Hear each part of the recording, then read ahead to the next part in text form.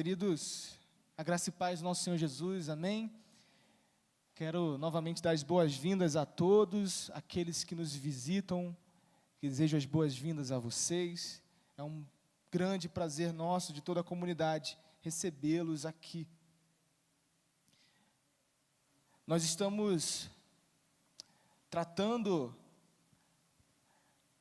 dentro da nossa série anual, que nós estamos tratando das 7 dimensões para uma vida plena. E nesse mês nós estamos tratando da dimensão dos afetos, das emoções. E hoje nós vamos dar mais um passo nessa meditação sobre as emoções. Hoje nós trataremos de um sentimento muito peculiar e que, com certeza, muitos de nós já enfrentamos em algum momento, que é o medo. Uma das experiências que, certamente, se nós não vivenciamos na pele, em algum momento nós iremos vivenciar.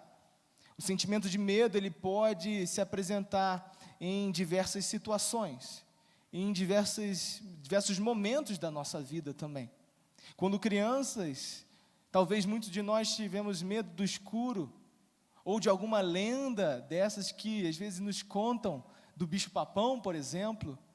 Quando estamos na adolescência, nós temos medo de não sermos aceitos nos ciclos sociais, de não encontrarmos às vezes um lugar a quem nós podemos pertencer.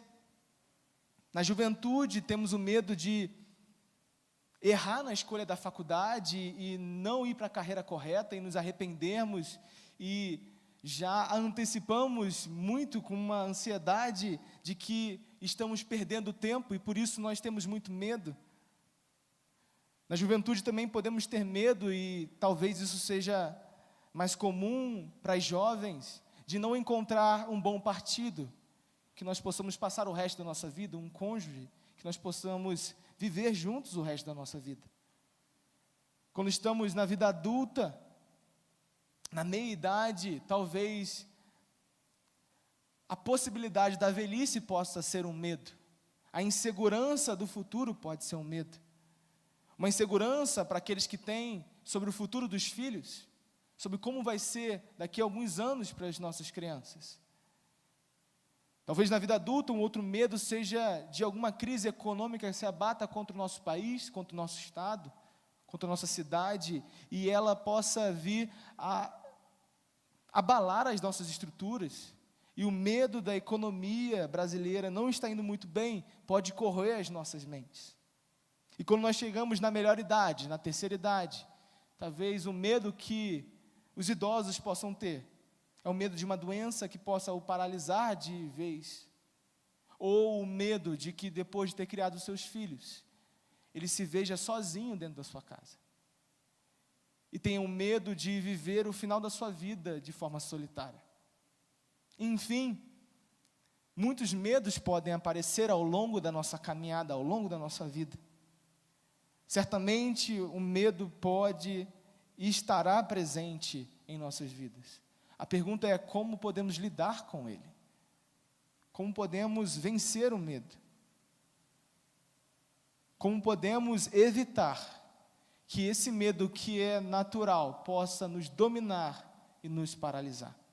Por isso, hoje eu quero convidar os irmãos a colocar os seus olhos, junto comigo, no texto de 1 Samuel, capítulo 17. Primeiro livro de Samuel, capítulo 17. É uma história muito, muito conhecida de todos nós. A história de Davi e Golias, como nós bem conhecemos. 1 Samuel, capítulo 17, nós leremos uma porção considerável do capítulo. É importante nós termos uma visão geral e mais detalhada também sobre os acontecimentos, apesar de ser uma história bem conhecida de todos nós. Então nós leremos um pequeno bloco, depois daremos um salto mais para o final do capítulo, para lermos um outro bloco. Vamos começar do versículo 1 mesmo, 1 Samuel 17, versículo 1. Todos acharam? Amém? Diz assim a palavra do Senhor: os filisteus juntaram suas forças para a guerra e se reuniram em Socó de Judá. E acamparam em Éfes-Damim, entre Socó e Azeca. Saul e os israelitas reuniram-se e acamparam no vale de Elá, posicionando-se em linha de batalha para enfrentar os filisteus. Os filisteus ocuparam uma colina e os israelitas outra, estando o vale entre eles. Um guerreiro chamado Golias, que era de Gate, veio do acampamento filisteu. Tinha 2,90 metros de altura. Ele usava um capacete de bronze e vestia uma couraça de escamas de bronze que pesava 60 quilos. Nas pernas usava caneleiras de bronze e tinha um dardo de bronze pendurado nas costas. A haste de sua lança era parecida com uma lançadeira de tecelão, e sua ponta de ferro pesava 7,2 kg. Seu escudeiro ia à frente dele. Golias parou e gritou às tropas de Israel: por que vocês estão se posicionando para a batalha? Não sou eu um filisteu e vocês servos de Saul? Escolham um homem para lutar comigo. Se ele puder lutar e vencer-me, nós seremos seus escravos. Todavia, se eu o vencer e o puser fora de combate, vocês serão os nossos escravos e nos servirão. E acrescentou: eu desafio hoje as tropas de Israel. Mande-me um homem para lutar sozinho comigo. Ao ouvirem as palavras do filisteu, Saul e todos os israelitas ficaram atônitos e apavorados. Vamos dar um salto agora para o versículo 20, que diz assim: levantando-se de madrugada, Davi deixou o rebanho com outro pastor, pegou a carga e partiu conforme Jessé lhe havia ordenado. Chegou ao acampamento na hora em que, com um grito de batalha, o exército estava saindo para suas posições de combate. Israel e os filisteus estavam se posicionando em linha de batalha, frente a frente. Davi deixou o que havia trazido com o responsável pelos suprimentos e correu para a linha de batalha para saber como estavam seus irmãos. Enquanto conversava com eles, Golias, o guerreiro filisteu de Gate, avançou e lançou o seu desafio habitual. E Davi ouviu. Quando os israelitas viram o homem, todos fugiram cheios de medo. Os israelitas diziam entre si: vocês viram aquele homem? Ele veio desafiar Israel. O rei dará grandes riquezas a quem o vencer. Também lhe dará sua filha em casamento e isentará de impostos em Israel a família de seu pai. Davi perguntou aos soldados que estavam ao seu lado: o que receberá o homem que matar esse filisteu e salvar a honra de Israel? Quem é esse filisteu incircunciso para desafiar os exércitos do Deus vivo? Repetiram Davi o que haviam comentado e lhe disseram: é isso que receberá o homem que matá-lo. Quando Eliabe, o irmão mais velho, ouviu Davi falando com os soldados, ficou muito irritado com ele e perguntou: por que você veio até aqui? Com quem deixou aquelas poucas ovelhas no deserto? Sei que você é presunçoso e que o seu coração é mau. Você veio só para ver a batalha. E disse Davi: o que fiz agora? Será que não posso nem mesmo conversar? Ele então se virou para o outro e perguntou a mesma coisa. E os homens responderam-lhe como antes. As palavras de Davi chegaram aos ouvidos de Saul, que mandou o chamar. Davi disse a Saul: ninguém deve ficar com o coração abatido por causa desse filisteu. Teu servo irá e lutará com ele. Respondeu Saul: você não tem condições de lutar contra esse filisteu. Você é apenas um rapaz, e ele um guerreiro desde a mocidade. Davi, entretanto, disse a Saul: teu servo toma conta das ovelhas de seu pai. Quando aparece um leão ou um urso, ele leva uma ovelha do rebanho, eu vou atrás dele, dou-lhe golpes e livro a ovelha da sua boca. Quando se vira contra mim, eu o pego pela juba e lhe dou golpes até matá-lo. Teu servo pôde matar um leão e um urso. Esse filisteu incircunciso será como um deles, pois desafiou o exército do Deus vivo. O Senhor que me livrou das garras do leão e das garras do urso, me livrará das mãos desse filisteu. Diante disso, Saul disse a Davi: vá, e que o Senhor esteja com você. Vamos orar mais uma vez? Senhor Deus, Espírito Santo, ilumina a nossa mente, para que possamos discernir a palavra e o conhecimento que o Senhor quer nos dar e infundir no nosso coração hoje. Ilumina a nossa mente, Senhor. Fale conosco. Assim nós oramos, em nome de Jesus. Amém. E amém. Nós vemos que em determinado período da narrativa do Antigo Testamento, Israel começou a entrar numa sequência bem grande de guerras, de embates com outras nações ao seu redor. Desde a conquista da Terra Prometida, de Canaã, sob a liderança de Josué, Israel foi marcado, como todas as nações daquela época, como uma nação que vivia em guerra. Como nós lembramos muito bem, Josué foi chamado por Deus para conquistar as terras, e muitas dessas terras estavam dominadas por outras nações. E Josué segue esse período de guerras, e nós vemos que após a conquista e o estabelecimento da monarquia, do reinado, primeiramente com Saul, Israel continua nesses embates, nessas guerras. No relato bíblico, nós encontramos um cenário bem diferente do que nós vemos hoje. Não só para Israel, mas para todo o contexto do Oriente Próximo, as guerras eram muito comuns. O poderio militar, o exército, era fundamental para a manutenção da paz. Havia constantemente povos que desejavam ampliar os seus domínios, os seus territórios, e isso causava constantes guerras. Então era muito comum isso acontecer. E o exército filisteu, os filisteus, eram um dos povos vizinhos de Israel, que se tornaram grandes inimigos de Israel, e que constantemente eles tinham guerras, batalhas entre si. E nós vemos que nesse período agora, quando Saul está no poder, todo o exército estava fora da sua cidade, fora de Israel, em guerra com os filisteus. E esses filisteus, eles eram um povo muito forte, um povo de guerra, voltado para as armas, e um exército muito poderoso. Nós vemos agora que durante o reinado de Saul, em determinado momento, os filisteus entraram em guerra com os israelitas. E nós vemos no relato que nós acabamos de ler, que o exército de Israel estava no campo de batalha, o exército dos filisteus também estava no campo de batalha, e eles começaram a se preparar para a batalha daquele dia. O povo de Israel se coloca num posicionamento de batalha, de um lado do vale de Elá, como nós lemos, e do outro lado, os filisteus se colocam na posição de batalha, lá do outro lado do vale. Então eles iniciam os preparativos para iniciar mais um dia de batalha. Porém, esse dia foi diferente. Golias, um guerreiro experiente dos filisteus, ele desce ao vale que separava os dois exércitos, e ele desafia o povo de Israel.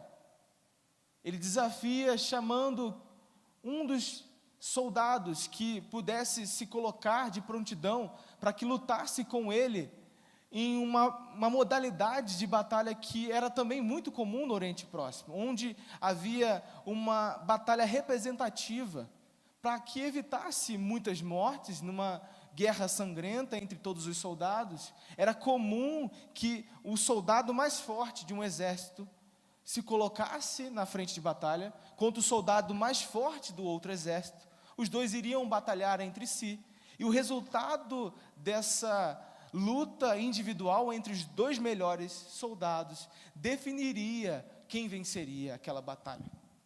Isso era algo muito comum, essa batalha individual.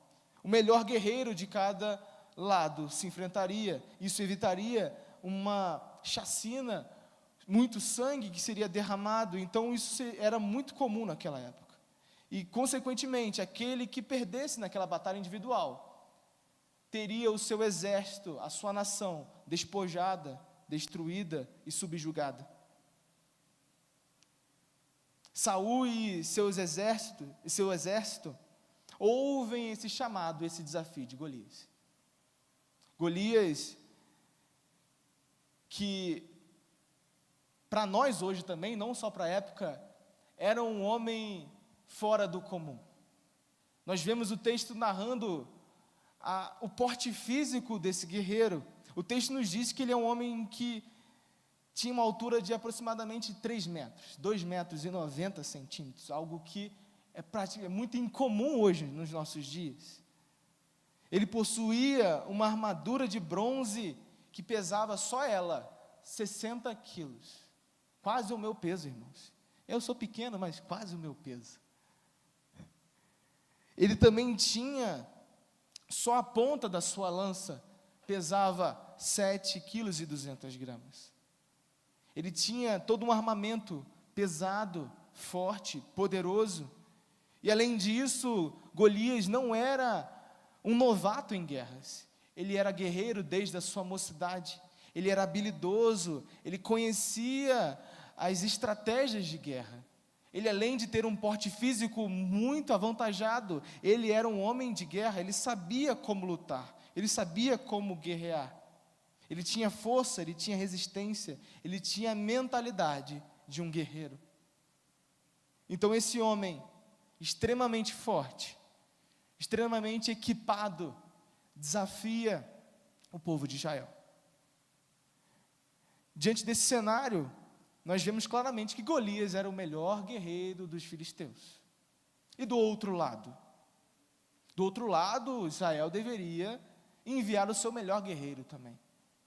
Mas o engraçado é que o que Samuel nos narra alguns capítulos atrás é que Saul era esse homem. Saul era o de maior estatura, o mais forte, o mais capaz. E isso foi um dos motivos que os israelitas pediram Saul como rei. Saul era esse homem que deveria se colocar na frente de batalha e enfrentar esse guerreiro filisteu. Só que o texto é bem claro para nós. Diante do inimigo, diante do desafio daquele gigante, Saul e todo o exército paralisou. Eles ficaram apavorados, assim como diz o verso 11. Eles ficaram atônitos e apavorados. Saul, diante daquele desafio, ele teve medo.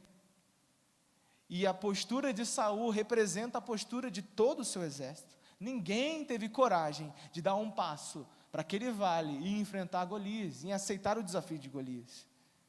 Porque eles viram isso que nos foi narrado. Eles sabiam da resistência e da força de Golias. E a resposta que Saul, o maior dos israelitas, dá é paralisia. Ele paralisa diante do problema. Assim como Saul e suas tropas, muitas vezes nós, diante de algumas circunstâncias da vida, também paralisamos. Também ficamos atônitos e não conseguimos nos mover, porque de alguma forma o medo nos paralisou. Porque de alguma forma aquilo que nós estamos enfrentando naquele momento é tão grande, é tão forte, é tão resistente, que nós não conseguimos nem nos movimentar, nem tomar uma atitude que sequer. O medo, de certa forma, ele é algo natural para nós seres humanos. O medo, ele funciona muitas vezes como um mecanismo de defesa. Nós sentimos medo, de uma forma natural quando nós nos colocamos às vezes em situações de perigo, e o medo é como se fosse um alarme que nos diz, não dá mais um passo, porque aqui é perigoso. E isso acaba sendo um mecanismo de defesa que o nosso corpo traz para que nós possamos evitar males contra nós mesmos. Assim como a febre funciona para o nosso corpo, que é um aumento brusco de temperatura, para quando tem algo errado, alguma bactéria, algo que está machucando e ferindo o nosso sistema, a febre, ela dá um alerta para nós, olha, tem algo errado. Eu vou aumentar a temperatura aqui para tentar repelir esse mal aqui que está afligindo o seu sistema, o seu corpo como um todo. Da mesma forma, a dor é uma resposta do nosso corpo para quando nós somos infligidos com alguma ferida, algo que nos incomoda. A dor serve como um alerta para impedir e para nos mostrar que nós devemos fazer algo para impedir aquela situação, porque a dor, ela serve como um alarme. Assim como a febre e como a dor nos trazem um alarme sobre uma situação de perigo, o medo também serve para isso. Então o medo, ele é algo natural. O problema é quando esse medo se torna além desse mecanismo de defesa, e ele passa agora a ditar tudo o que nós fazemos, ou o que nós não fazemos. É quando o medo nos paralisa, é quando o medo nos impede de tomar uma decisão que nós devemos tomar. É que ele é um problema. Assim como Saul e todo o seu exército diante do gigante Golias, muitas vezes nós deixamos que o medo nos pare, nos impeça de viver e de conquistar aquilo que nós precisamos conquistar. Quando nós estamos diante de algo que nos desperta medo, nós temos algumas respostas físicas. Um aperto no peito, muitas vezes suamos frio, entramos num estado de desespero, de histeria, porque o medo começou a nos consumir. Desejamos fugir daquela situação, mas ao mesmo tempo o nosso corpo não responde. E em muitos momentos, seja na nossa vida particular, no trabalho, na família, no ciclo de amigos, nós desejamos fazer algo ou tomar alguma posição, mas o medo nos domina e nos impede. E nós temos muitos exemplos de situações como essa. Nós paralisamos muitas vezes numa apresentação importante da faculdade ou do trabalho. Isso nos impede de conquistar algo que nós desejamos, seja na carreira ou na academia.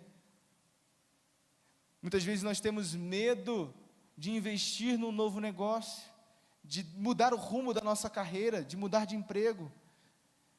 E muitas vezes nós não fazemos isso, nós temos medo disso, mesmo quando nós temos a certeza e a convicção que isso é o melhor a fazer.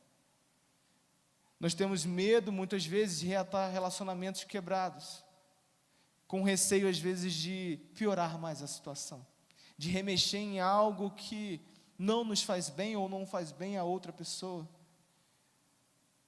Temos medo de relatar relações porque temos receios e temor de que o outro lado não nos aceite e que nos rejeite de novo. Temos medo de lidar com os traumas do passado, com receio de não conseguir vencê-los. Por isso é melhor não enfrentá-los. Vamos deixar ele lá. E o medo te impede de alcançar a cura que talvez você possa alcançar por meio de tratamento. O medo de ficar solitário, o medo de ser rejeitado, o medo de ser colocado para escanteio, o medo de buscar ajuda para questões que não foram tratadas no seu coração, porque não sabe como o outro vai te receber, pela vergonha, e porque talvez mexer nisso vai trazer mais dor e mais sofrimento. Vários gigantes se colocam diante de nós em nossa vida, e muitas vezes ele causa um medo tão grande em nós, que nós não conseguimos sair do lugar. Ficamos atônitos e apavorados, assim como Saul, assim como as suas tropas. A pergunta que nós precisamos fazer, se o medo é real, e nós podemos lidar com ele e recebê-los na nossa vida, como nós podemos lidar com ele e vencer o medo? Se o medo é algo que pode acontecer e nos paralisar, como nós podemos vencer essa paralisia?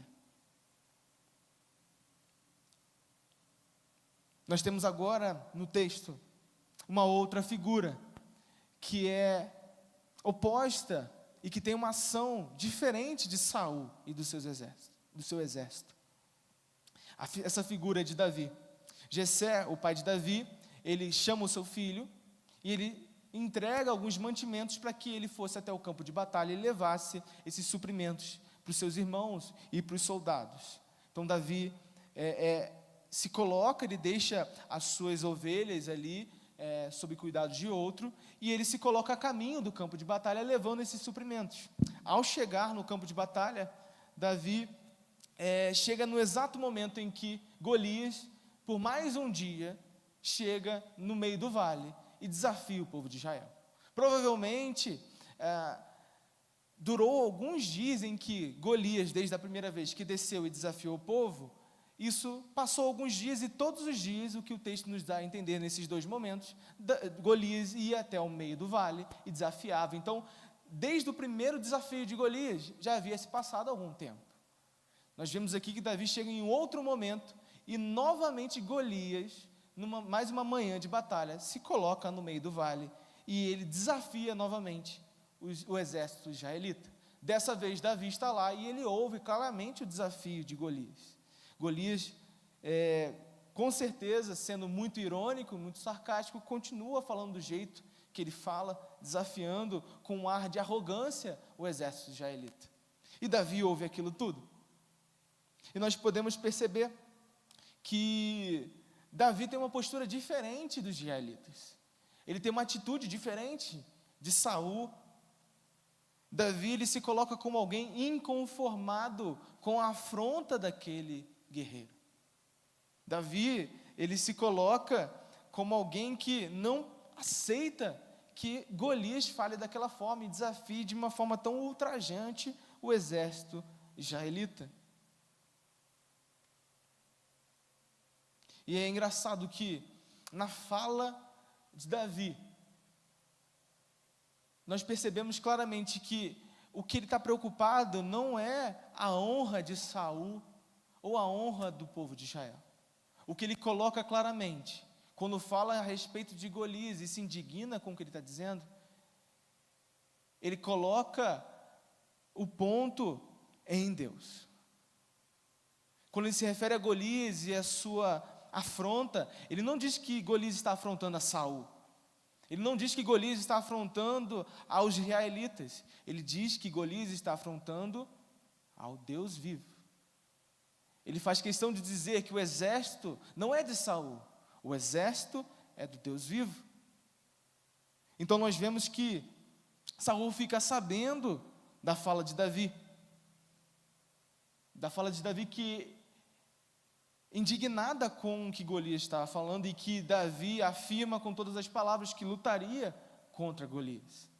Então o rei Saul, ele chama Davi para sua presença. Então Davi, de forma direta e objetiva, ele diz: rei Saul, não quero que ninguém fique preocupado. Não fique aflito não, rei Saul. Eu, Davi, vou lutar contra Golias. Não se preocupe, eu estou aqui, eu cheguei, eu vou lutar com esse homem aí que está afrontando o nosso Deus. Davi, ele era um adolescente. Davi era um pastor de ovelhas, ele não era um guerreiro desde a juventude, assim como Golias. E eu fico imaginando, né, o que passou na cabeça de Saul naquele momento, quando viu aquele garoto, né, falando isso para ele, né? E o texto nos diz um pouco qual era a ideia de Saul sobre Davi. Saul olha para ele e diz assim: rapaz, você não tem chance. Não tem jeito, ele é um guerreiro desde a mocidade, você só cuida de ovelhas. É essa a resposta que Saul dá para ele. Você é apenas um adolescente e ele é um guerreiro que tem muitos anos de experiência.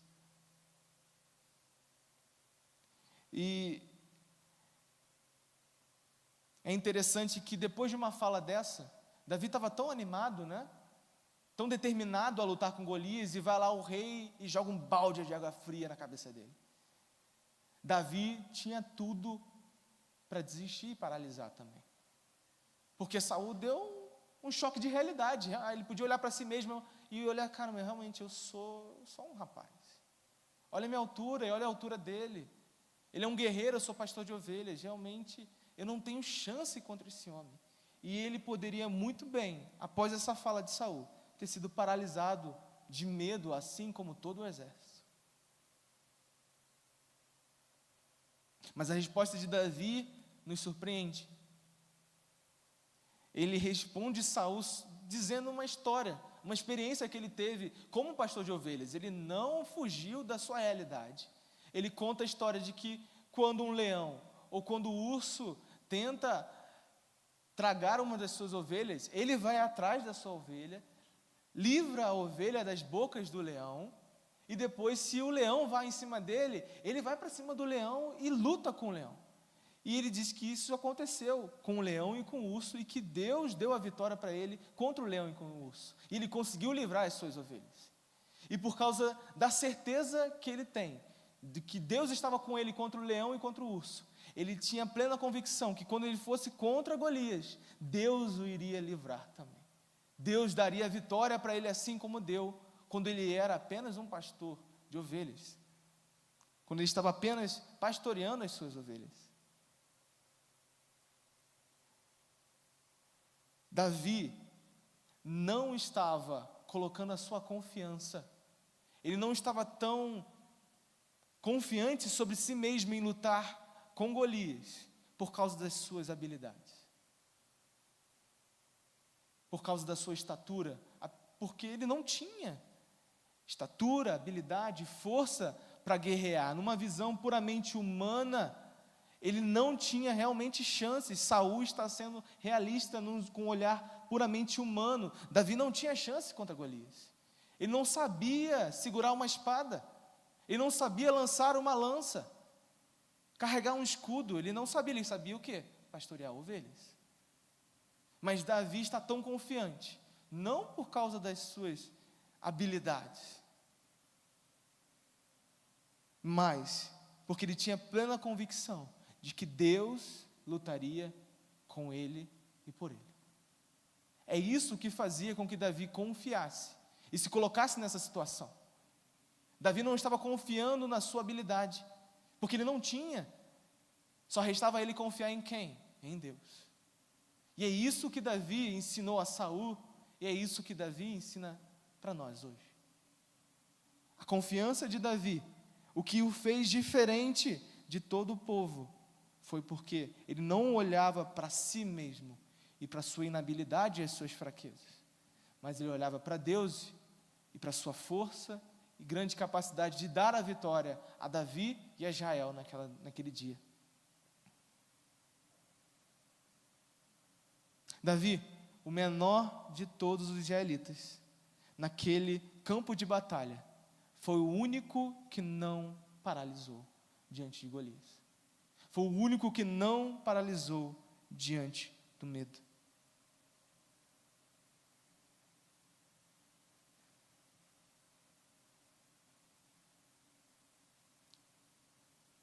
O texto nos ensina com essas duas figuras, Saul e o exército, e de outro lado Davi, que diante do medo nós podemos seguir dois caminhos, tomar dois caminhos.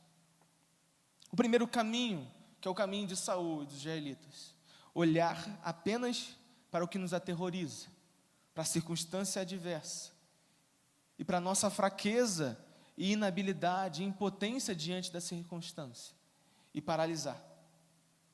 Ou o segundo caminho, olhar para Deus e confiar que Ele está ao nosso lado, e assim, nele, na força dEle, encontrar coragem para vencer o medo. A verdade, irmãos, é que o que Davi quer nos ensinar aqui não é para que você não tenha medo.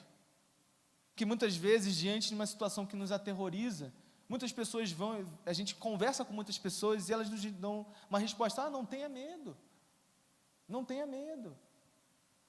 Como se essa palavra de afirmação, não tenha medo, resolvesse algo. Como se só o fato de alguém nos dizer para não ter medo, nós não tenhamos medo. Isso não é a realidade. Davi não quer nos ensinar de que nós, crentes, devemos ser à prova de medo. Nós não podemos ter medo porque isso é sinal de fraqueza na fé. Isso é sinal de não confiança em Deus, que você está muito mal espiritualmente. Como se não fosse algo natural ter medo. O que Davi quer nos ensinar não é que nós devemos viver uma vida com ausência de qualquer temor. Mas Davi está nos ensinando de que quando o medo chegar, e ele vai chegar, que você não olhe para o medo, mas que você direcione o seu olhar para outras coisas, para outra coisa. Eu acredito que Davi, ele era consciente de quem ele era. Eu acredito que Davi, diante dessa circunstância, ele teve medo, sim.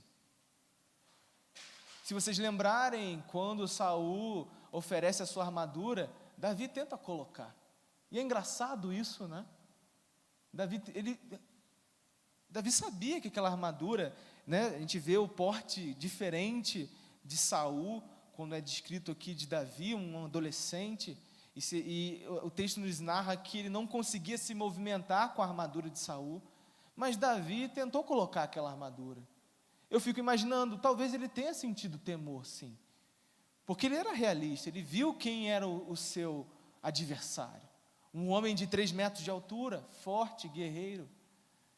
Então Davi, ele era ser humano, ele não era um herói, ele não era um Superman, que não tinha medo de nada. Eu acredito que ele teve medo, sim. Ele tinha consciência de quem ele era. Mas o medo estava em relação à sua capacidade, à sua, na verdade, incapacidade de enfrentar aquela situação sozinho. O que fez Davi ser diferente de Saul não foi porque ele é a prova de medo. Não foi porque ele não teme nada, mas foi porque ele olhou para o lugar certo, quando o medo se abateu contra ele. Por isso, o medo que estava ali não o fez paralisar. Porque no momento em que talvez ele tenha sentido temor diante daquele adversário, ele sabia que se ele tirasse os olhos de si e de Golias e olhasse para o Deus que havia cuidado dele lá contra o urso e com o leão, ele tinha a coragem suficiente para enfrentar aquela circunstância. Eu falo isso, irmãos, para deixar claro, não é Davi que é alguém especial, mas é o Deus de Davi que é alguém especial, e que fez com que Davi se tornasse alguém corajoso, ousado para enfrentar o gigante que estava diante dele. Eu falo isso para você entender que não é Davi só que pode fazer isso, nós também podemos enfrentar os nossos medos. Nós também podemos impedir que os nossos medos nos paralisem, mas nós precisamos aprender com Davi, não é pelas nossas capacidades, pela nossa força, pela nossa habilidade.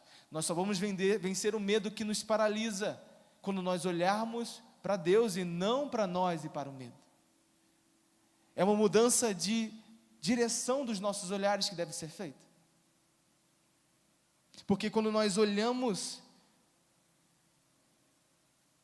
para Deus, ao invés de olhar para o gigante do medo, nós percebemos que Deus é maior do que qualquer medo que nós possamos ter. Independente do tamanho do gigante que nós enfrentemos na nossa vida, independente o quão pequenos nós somos diante dele, o Deus que nós servimos é muito, mas muito maior do que ele. O Deus que nos ama e cuida de nós é muito maior. Por isso não importa o tamanho do gigante que possa estar nos afligindo aqui hoje, Deus é maior do que ele. O nosso Deus é maior do que ele. E Davi nos ensina a olhar para esse Deus, e não para as circunstâncias, e não para a nossa inabilidade, mas olhar para Deus que é maior do que as nossas circunstâncias e do que a nossa fraqueza e a nossa inabilidade. Quando nós olhamos para Deus no momento de medo, nós descobrimos que nele nós podemos confiar. O nosso coração se enche de confiança, porque imagina Davi olhando para Golias e fitando os olhos em Golias e começa a falar assim: nossa, ele tem 3 metros de altura, olha aquela armadura ali, aquela espada do meu tamanho, meu Deus, como é que ele consegue segurar aquela lança ali tão pesada? Não dá, vou voltar para as ovelhas. Muito natural ele fazer isso. Mas ele olhou para Golias, ele ouviu o que Golias disse, e ele parou para analisar o quê? O que Deus tinha feito com ele, contra o urso e contra o leão. Ele olhou para Deus, beleza, Golias tem 3 metros de altura, Golias é forte, um guerreiro experiente, mas o meu Deus é o Deus criador de todas as coisas. Mas o meu Deus é muito mais forte, muito mais poderoso do que ele. O meu Deus me fez livrar as minhas ovelhas de um urso, de um leão. Então o meu Deus é muito maior, por isso meu coração está cheio de confiança, porque do meu lado tem um Deus, o Senhor dos Exércitos, e do lado dele só tem Golias, mais ninguém. Golias contra o meu Deus, não vai dar nada para Golias. Golias não vai conseguir nada aqui. Então, por isso, Davi teve o coração enchido de confiança. Por isso, quando nós olhamos para Deus, apesar do tamanho do nosso medo, nosso coração se enche de confiança, porque Deus está do nosso lado. E também, quando nós colocamos os nossos olhos fitos em Deus, nós vemos que Ele é poderoso e nos capacita a ter coragem. Coragem para tomar as decisões e vencer o medo. Coragem para dar o passo em que nós estamos muitas vezes receosos e que Deus deseja que nós demos, mas não conseguimos porque a insegurança e o medo nos atrofiou. Mas quando nós olhamos em meio ao medo para o Deus que está do nosso lado, nós recebemos uma injeção de coragem, de ânimo, para viver uma vida saudável diante de Deus, para tomar as decisões que nós precisamos tomar, para fazer aquilo que nós precisamos fazer. E assim, com o auxílio e com a força que vem de Deus, nós conseguimos vencer o medo.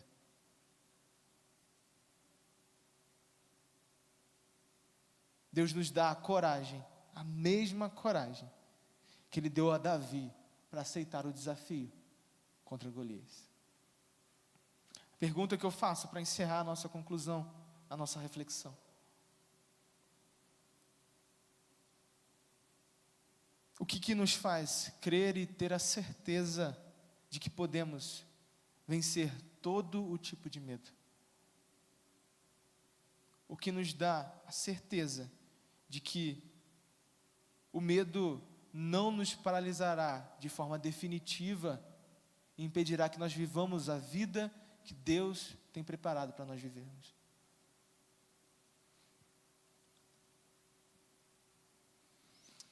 Às vésperas da sua morte, Jesus Cristo, Ele subiu ao Getsêmani para orar ao Senhor.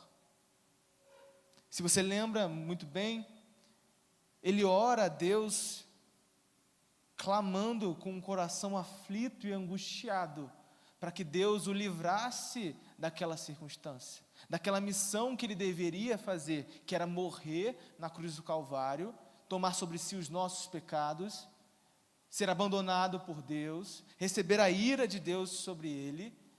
Jesus pede para que Deus o afaste dessa hora tão inoportuna, tão pesada.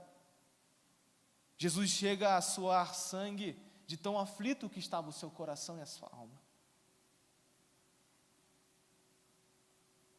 Diante dessa circunstância de tanta opressão e pressão, Jesus poderia muito bem ter paralisado. Jesus poderia muito bem não ter tomado o caminho da cruz e cumprido a sua missão. Diante dessa aflição, dessa circunstância tão pesada, dessa responsabilidade tão grande, Jesus poderia ter paralisado e não prosseguido.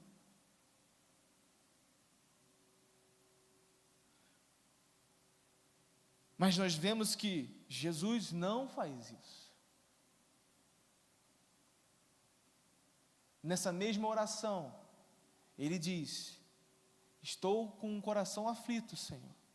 Pai, se possível, me livre dessa circunstância, mas que seja feita a sua vontade.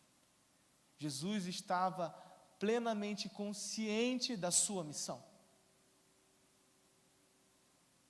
E mesmo com tanta aflição, mesmo com tanta dor, com tanta angústia, Ele não paralisa e continua.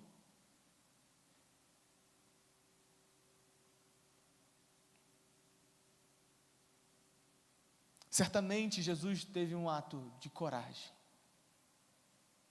quando abriu mão da sua glória, de todo o seu poder e se fez homem. Isso é um ato de coragem, irmãos. É um passo ousado que Ele deu na nossa direção. Jesus não desistiu, não paralisou. Ele teve coragem por mim e por você. E essa realidade de Jesus ter tido coragem e seguido é a que nos garante de que diante das adversidades, do medo que pode se abater na nossa vida, nós podemos confiar de que teremos forças em Deus para vencermos. Porque Jesus venceu por nós e em nosso lugar. Porque Jesus não paralisou. Porque Jesus tomou a cruz que era pesada, que era nossa. Por isso nós podemos ter a plena certeza que o medo não irá nos paralisar definitivamente. Que há esperança apesar do medo. Por isso, irmãos, eu quero convidar você que nos momentos em que o medo se abater contra você, que o temor vier ao seu coração, que você possa encontrar forças em Jesus Cristo, em oração, para vencer o medo. A solução para que nós não sejamos vencidos pelo medo, a solução para que nós não venhamos a cair de joelhos diante dos temores da vida, é nós cairmos de joelhos diante do nosso Senhor e Salvador Jesus Cristo. Por isso, não se prostre contra o gigante do medo que possa te afligir. Se prostre diante do nosso Senhor Jesus, Salvador, amoroso, bondoso e gracioso. Ele o livrará em meio ao medo. Ele o livrará do medo. Vamos orar? Senhor Deus, não deixe que o medo nos paralise. Mas assim como a sua sagrada palavra diz, o seu verdadeiro amor, que nos foi demonstrado de forma plena, abundante, definitiva em Jesus Cristo, se entregando por nós na cruz do Calvário. Esse amor verdadeiro demonstrado por nós, ele é forte e poderoso o suficiente para lançar fora qualquer medo. Por isso, Senhor Jesus, não nos deixe ser paralisados pelo medo. Não deixe que o medo nos impeça de viver aquilo que o Senhor tem preparado para nós, Senhor. Não deixe que o medo nos impeça de dar um passo na direção daquele irmão que nós queremos reatar os nossos relacionamentos, Senhor, que foram quebrados no passado. Que possamos confiar em Ti, que o Senhor é poderoso para reatar qualquer tipo de laço quebrado. Que o medo não nos impeça de tomar essa decisão, Senhor. Senhor Deus, o Senhor tem nos chamado para viver uma nova história, uma nova vida, Senhor. E o medo tem nos impedido, Senhor.